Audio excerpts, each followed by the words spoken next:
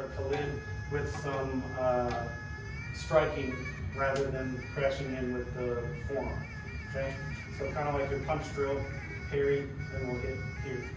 Okay, so this way, and you can move the head, dodge, and then we'll start to build this skill where we're using the Kelid and then kind of prepping to do our next motion as our entry or our striking one here. Now we can start to work on getting to the flank. But the reality is that your flank is going to happen almost at the same time or after you do the hit. The idea is this hit's kind of coming from zero, from out of nowhere. So you don't really have time to do a full flank and full technique. The idea is you just want to hit it to get rid of that, and now you can start the process of moving in. That's where we're going to start to come to this type of a position. So we're going to practice this skill of exploding and then kind of getting this hand ready this way. So we're here, 1, 2, 1, 2. Now we can come in, we can do technique this way, we can come in and strike, we can hit to the other side. If he's got this other hand up in a guard, we can practice to hit and then push this guard in so that we can now come in with another strike uncontested because he can't move that hand to block. Okay, so we start off with just this idea of striking, hitting, and kind of getting off that line, getting the head off that line, and then starting to prep by putting this hand in this position.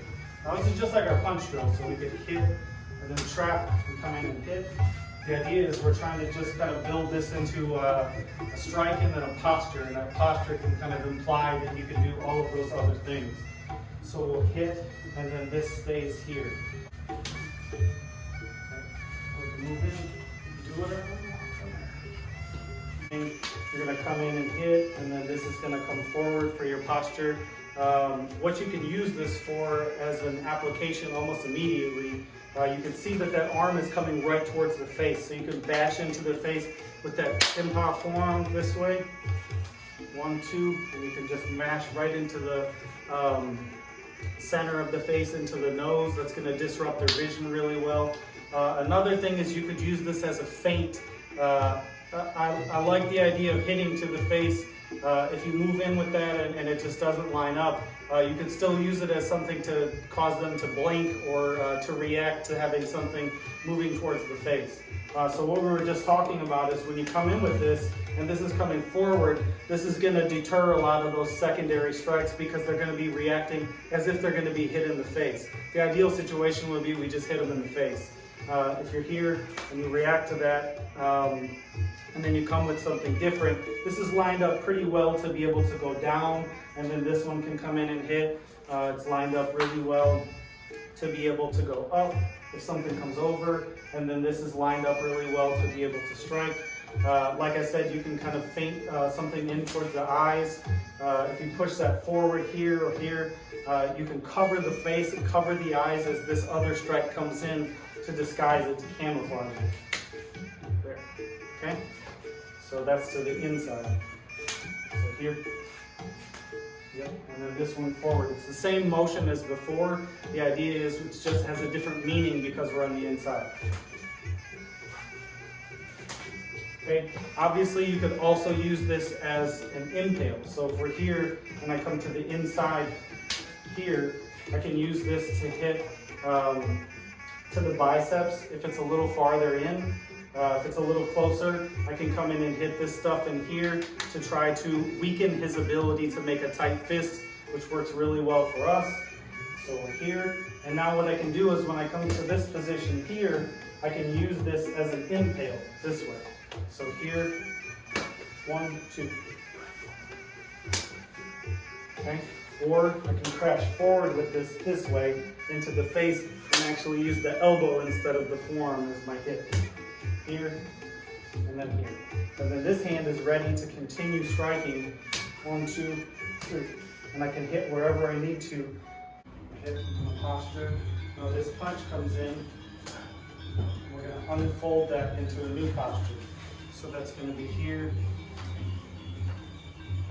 Okay, so it's just posture. 1, 2. Here, 1, 2.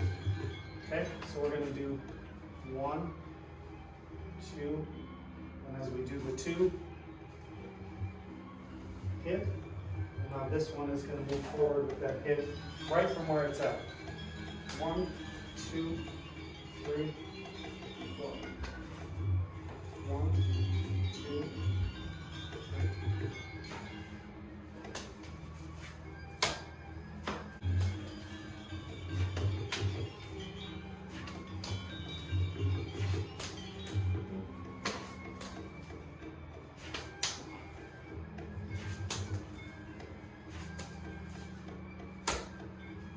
Okay, let me do it.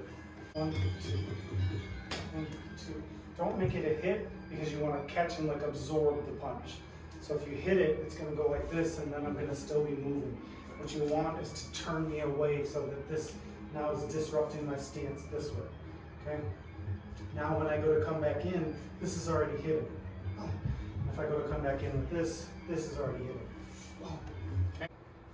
1, 2, 3, and now here, 4, grab my knife, up underneath all that stuff that you can't see because the arms are in the way. So this position where you're here, 1, 2, see, that's where I'm, Yep. yep.